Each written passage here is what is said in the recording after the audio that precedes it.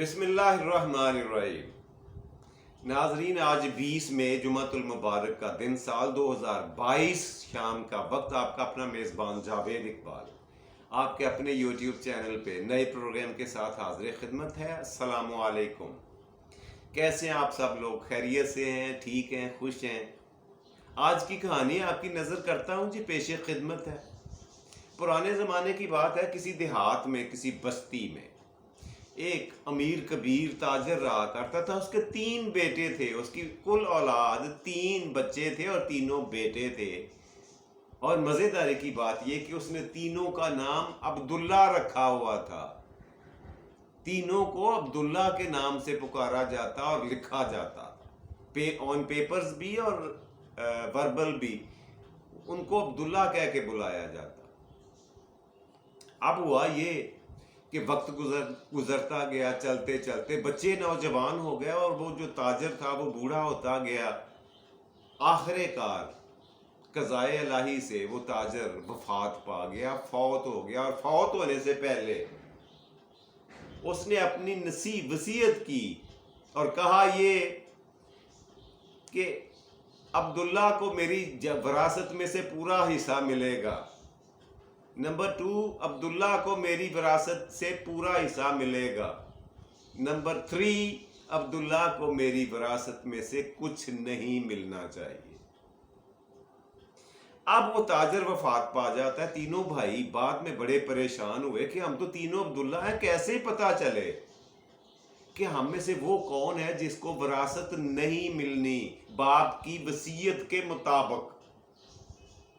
बड़ी परेशानी हुई। कई लोगों से उन्होंने मशवरा किया, लेकिन कईयों की समझ में, किसी की समझ में कोई बात ना आई। आबादी वालों ने, देहात वालों ने, कुर्बो जवाद के लोगों ने, रिश्तेदारों ने सर फेर दिया कि हमारी समझ से ये बात बाला तार है, हमें समझ आने वाली नहीं है। बच्चे तीनों के तीनों नहायत ज़हीन और अक्लमंद थे, इसमें कोई शक नहीं। अब उनको किसी ने मशवरा ये दिया कि हमारे जो मुल्क का बादशाह है वो इंतहाई ज़हीन और फतीन आदमी है, जहां दीदा आदमी है। आपके मसले का हल सिर्फ वो बता सकता है और कोई नहीं बता सकता। हमें यकीन है कि इस प्रॉब्लम का, इस सारी की सारी कॉम्प्लिकेशन को सॉल्व कर सकता है इस दुनिया में तो बंदा वो वाहिद है जो मुल्क का बादशाह है। तीनों भाई सफर पे रवाना हुए कैपिटल सिटी की तरफ, दारुल हुकूमत की तरफ चल दिए। अब कई दिनों की मुसाफत थी। चलते चलते रास्ते में उन्हें एक ना चरवाहा नजर आया जो किसी चीज की तलाश कर रहा था। बज़ाहिर लग रहा था उसके रवैये से कि इसकी कोई चीज गुम हो गई है, कोई चीज तलाश कर रहा। जब वो करीब आया तो उसने ये कहा तीनों लड़कों से कि ये बताओ कि मेरी एक ऊँटनी गुम हो गई है और मुझे लगता है इसी तरफ गई है जहां जिधर से तुम आ रहे हो। क्या तुमने ऊँटनी देखी है? मेरी ऊँटनी कहाँ है, किसके पास है, किस हालत में है? तीनों अब्दुल्लाओं में से एक अब्दुल्ला ने कहा कि चचा जी ये बताएं, बुजुर्गों ये बताएं कि आपकी ऊँटनी एक आंख से कानी है। उसने कहा हाँ हाँ हाँ, बिल्कुल ठीक बूझा तुमने। बिल्कुल मेरी ऊँटनी को एक आंख से नजर नहीं आता। दूसरा अब्दुल्ला बोला। उसने कहा बुजुर्गवार ये बताएं कि आपकी ऊँटनी लंगड़ी है एक टांग से। उसने कहा बिल्कुल ठीक है, 100%। मेरी ऊँटनी की एक टांग जख्मी है, वो लंगड़ा के चलती है। तीसरे अब्दुल्ला ने कहा साहब ये फरमाए कि आपकी ऊँटनी की दुम कटी हुई है। दुम नहीं है उसकी, कटी हुई दुम है। उसने कहा बिल्कुल ठीक है, 100% सही। ये तीनों निशानियां ठीक है। इसका मतलब है तुम हो चोर, तुम्हारे पास मेरी ऊँटनी है, वो ऊँटनी हमें दे दो। उन तीनों ने कहा हम खुदा की कसम खाकर कहते हैं हमने आपकी ऊँटनी को देखा तक नहीं है, ना हम उसे पहचानते हैं, ना हमने देखा है, ना हमारी कस्टडी में है, हमें नहीं पता।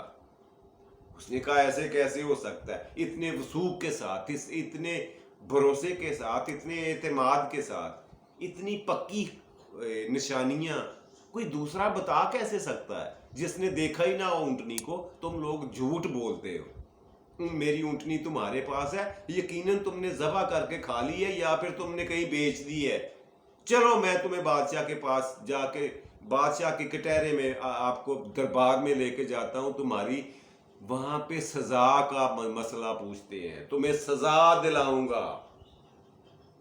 تینوں کو انہوں نے سوچا کہ چلو اچھا ہوا کہ ہم بھی بادشاہ کے یہاں جانا چاہتے تھے، ہمیں پتہ نہیں دربار کہاں ہے، یہ تو مقامی آدمی ہے، ہمیں دربار تک تو لے جائے گا نا۔ تینوں کو پکڑ لیا اس نے اور جا کر دربار میں پیش کیا۔ بادشاہ سلامت سے کہا، بادشاہ سلامت، میری اونٹنی گم ہوئی ہے۔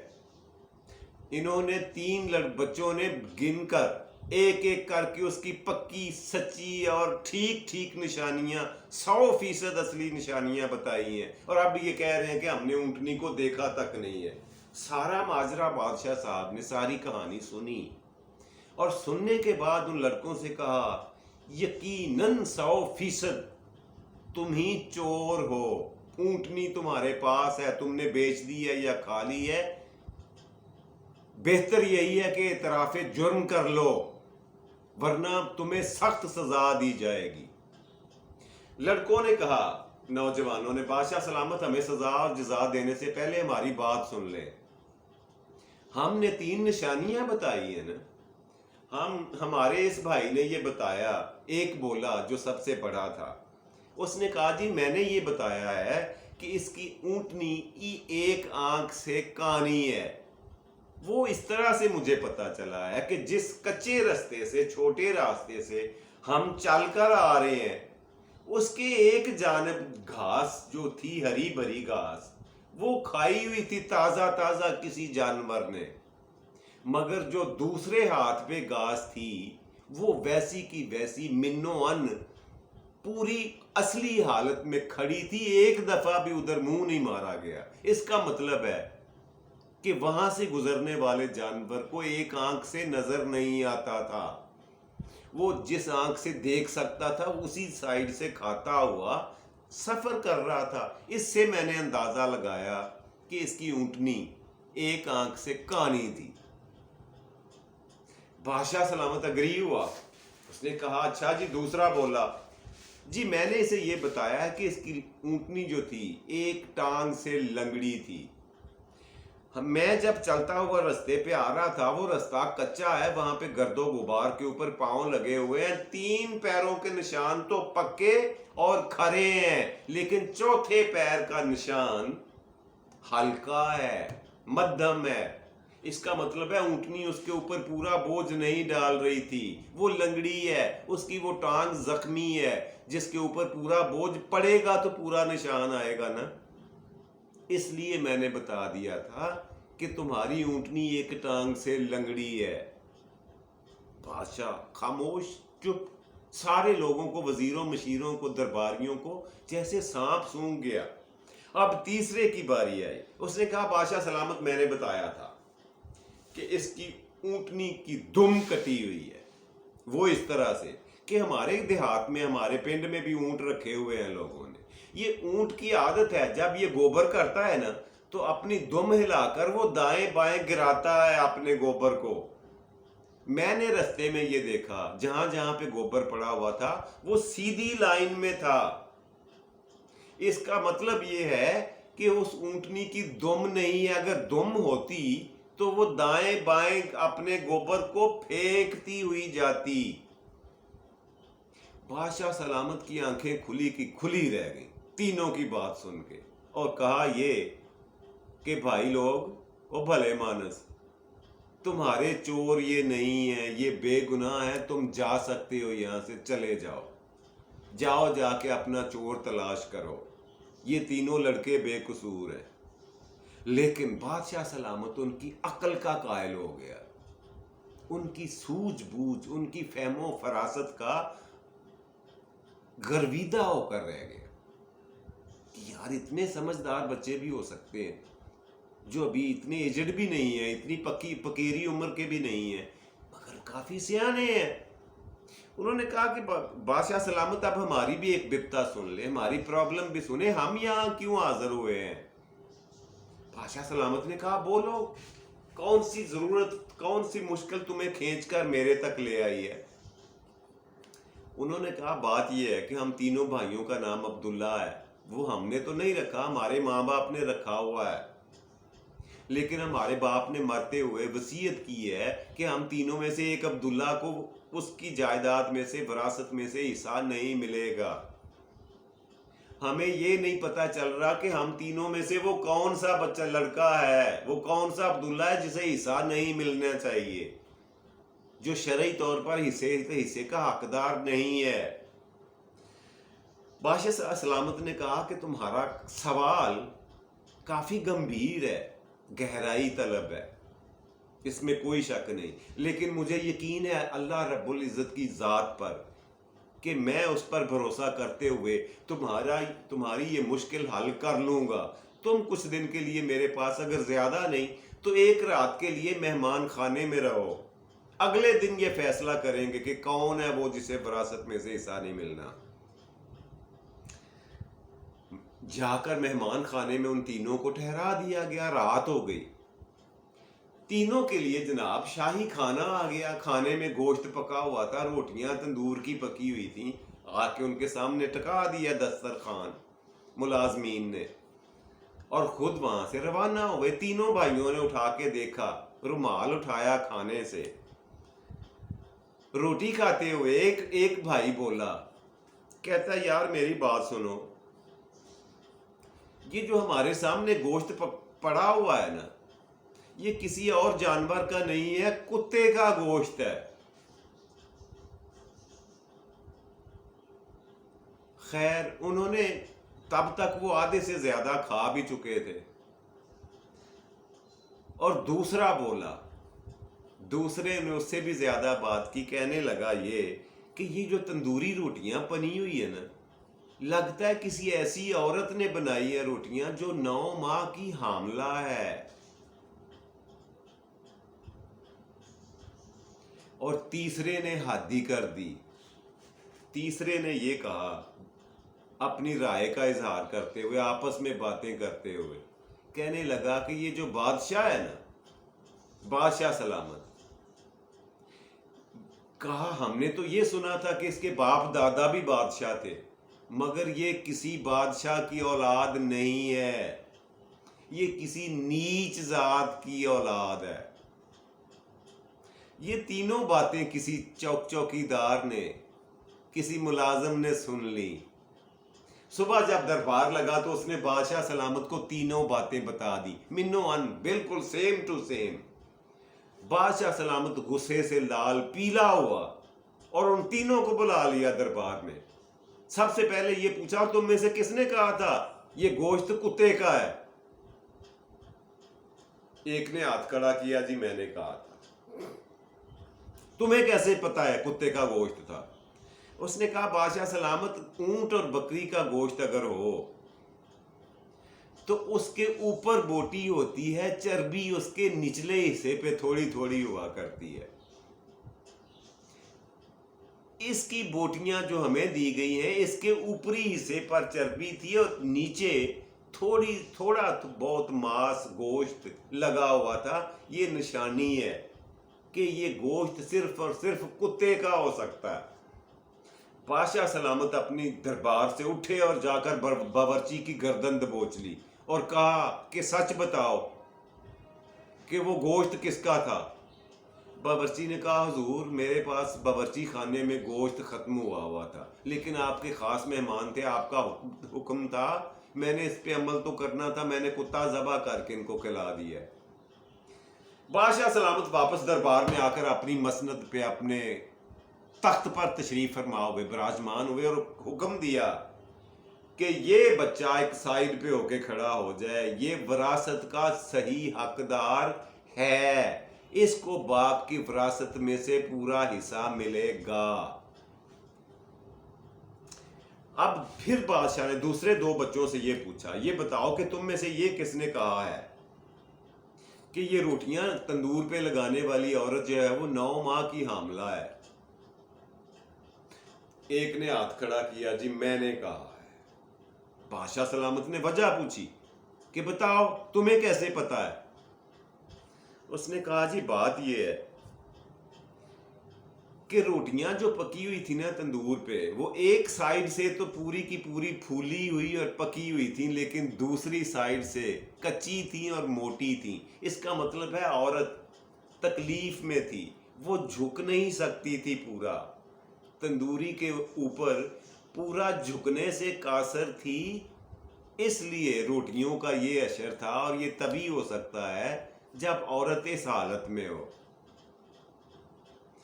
بادشاہ سلامت اٹھے اور جا کر اپنے گھر دیکھا، پوچھا کہ کون سی ملازمہ نے روٹیاں بنائی تھی، اور وہ واقعی یہی ہوا کہ وہی ملازمہ تھی جو 9 ماہ کی حاملہ تھی۔ بادشاہ سلامت واپس اپنے دربار میں گئے، اپنے مسند پہ اپنے جگہ پر بیٹھے، تخت پر بیٹھے، اور کہا یہ لڑکا بھی علیحدہ ہو جائے، یہ وراثت کا صحیح اور اصلی حقدار ہے۔ اب دیکھتے جائیں اس میں حکمت کیا ہے، آخر میں پتہ چلے گا۔ اب تیسرے سے یہ پوچھا کہ تم نے یہ کہا تھا کہ بادشاہ اپنے باپ کی اولاد نہیں ہے؟ اندر ہاں جی میں نے کہا تھا، میں جھوٹ نہیں بولوں گا، میں نے کہا تھا۔ اس نے کہا تمہیں کیسے پتا چلا؟ لڑکے نے کہا جی پہلے اپنی امی سے پوچھ لیں کہ میں نے غلط تو نہیں کہا۔ بادشاہ سلامت غصے سے لال پیلا ہو کر اٹھے اور اندر اپنے گھر گئے، اپنی ماں سے یہ پوچھا، ماں جی کیا میں اپنے باپ کی اولاد نہیں ہوں؟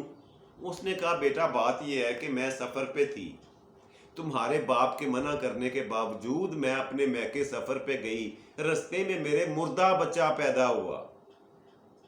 اب اگر میں گھر آ کے تمہارے باپ کو بتاتی کہ میرا بچہ مردہ پیدا ہوا ہے تو وہ مجھے طلاق دے دیتے۔ میں نے اپنا گھر بچانے کے لیے، اپنی زندگی بچانے کے لیے رستے میں ایک لکڑ ہارے کی جھونپڑی تھی، ان کے پاس کافی بچے تھے، ان سے میں نے کہا کہ آپ یہ نومولود جو ہے سب سے چھوٹا نیا پیدا ہوا بچہ جو ہے یہ مجھے قیمتاً دے دیں۔ میں نے قیمت ادا کی اور تمہیں لے لیا اور لا کر تمہاری باپ کی جھولی میں ڈالا کہ یہ تمہارا بیٹا رستے میں پیدا ہوا ہے۔ اب بادشاہ سلامت نے کہا کہ تم تینوں میں سے یہ بچہ جو ہے عبداللہ تیسرا، یہ جو میرے سامنے اکلوتا کھڑا ہے، یہ اب بہت سیانہ ہے، عقل مند ہے، اس میں کوئی شک نہیں ہے، لیکن یہ اپنے باپ کی وراثت کا حقدار نہیں ہے۔ تم لوگوں کا باپ اسے اپنی وراثت میں سے حصہ نہیں دینا چاہتا تھا، وہ بنتا بھی نہیں ہے۔ اب تینوں لڑکوں نے کان کھڑے کر لیے کہ آپ نے یہ کیسے سمجھ لیا جی؟ آپ کو یہ کیسے پتہ ہے؟ ہم سے تو سارے سوال جواب ہو گئے، ہمارے بارے میں بھی تو کچھ بتائیں۔ انہوں نے کہا بات یہ ہے کہ جو تم نے یہ اندازہ اور قیافہ لگایا کہ میں اپنے باپ کی اولاد نہیں ہوں، یہ دوسرے کے باپوں کی اولاد کا صحیح اندازہ، پرفیکٹ اندازہ، 100% اندازہ وہی لگا سکتا ہے جو خود اپنے باپ کی اولاد نہیں ہوتا۔ اب یہ میرا تجربہ بتاتا ہے، جاؤ جا کر آپ پوچھو اپنی ماں سے۔ اب وہ لڑکا اپنے دونوں بھائیوں کے ساتھ گیا اور اپنی ماں سے پوچھا، ماں جی میرے بارے میں بتائیں۔ تو انہوں نے کہا، ماں نے بتایا بیٹا تمہارا باپ فجر کی نماز پڑھنے کے لیے باہر نکلا ایک دن اور تم دروازے پر پڑے ہوئے تھے، تمہیں اٹھا کر بسم اللہ پڑھ کر اپنے گھر لے آیا اور اپنے دونوں بیٹوں کی طرح تمہارا نام بھی عبداللہ ہی رکھا۔ تصدیق کر دی ماں نے کہ یس تم ہماری اولاد نہیں ہو، پتہ نہیں کس کی ہو۔ واقعی شرعی طور پر دین کے مطابق تم اپنے باپ کی وراثت کے حقدار نہیں ہو. یہ بات میں نہیں بتانا چاہتی تھی، لیکن اب کیونکہ یہ راز کھل چکا ہے، ہر ایک کی زبان پر ہے، سارے لوگوں کو پتہ چل چکا ہے، اس لیے اب چھپانے کا کوئی فائدہ نہیں ہے. تم ہی ہو جو ہماری سگی اولاد نہیں ہو. جی یوں اس طرح سے یہ معاملہ حل ہو گیا. یہ تھی آج کی کہانی جو میں آپ کی خدمت میں پیش کرنا چاہ رہا تھا. جی آج کے پروگرام کا دوسرا اور مزیدار سیگمنٹ، آج کا سوال. جی آج کا پچھلے پروگرام میں میں نے آپ سے یہ پوچھا تھا کہ یہ بتائیں کہ پاکستان کی کون سی ریاست تھی جس نے قیام پاکستان کے بعد سب سے پہلے الحاق کا اعلان کیا، پاکستان میں شامل ہونے کا اعلان کیا؟ تو وہ تھی جی ریاست بہاولپور. بہاولپور کی وہ ریاست تھی جس نے پاکستان کے ساتھ الحاق کا سب سے پہلے اعلان کیا. آج کا سوال نوٹ فرمائیں، بہت ہی آسان، اتنا آسان کہ اس سے زیادہ آسان سوال میں پوچھ نہیں سکتا. اور وعدہ کریں آپ کہ آپ کتابوں سے دیکھے بغیر مجھے اس کا جواب دیں گے، کیونکہ ہر کتاب کے آخر میں قومی ترانہ پرنٹ کیا ہوا ہوتا ہے نا، پاکستان کا قومی ترانہ. وہاں سے نہیں دیکھنا، آپ نے مجھے یہ بتانا ہے کہ قومی ترانے میں لفظ پاکستان کتنی مرتبہ آیا ہے. لفظ پاکستان قومی ترانے میں کتنی دفعہ استعمال ہوا ہے؟ کون بتائے گا بغیر دیکھے، بغیر اس کو without any confirmation from the back of the book? بتائیں. یہ تھا جی آج کا سوال، پروگرام کا تیسرا آخری اور مزیدار سیگمنٹ. آج کا شعر، آپ کا فیوریٹ سیگمنٹ. آج کا شعر آپ کی خدمت میں پیش ہے. میں عرض غم کا فن جانتا ہوں صاحب، میں عرض غم کا فن جانتا ہوں صاحب، چاہوں تو ہنس کر بھی رلا دوں تم کو. یہ تھا جی آج کا شعر جو آپ کی خدمت میں پیش کرنا چاہ رہا تھا. مجھے اپنی دعاؤں میں یاد رکھیے گا. خوش رہیں، خوش رکھا کریں، اپنا اور اپنے پیاروں کا ڈھیر سارا خیال رکھا کریں. اللہ سبحانہ و تعالیٰ آپ کو آسانیاں عطا فرمائے اور آسانیاں تقسیم کرنے کی توفیق دے. رب رکھا اور پاکستان زندہ باد.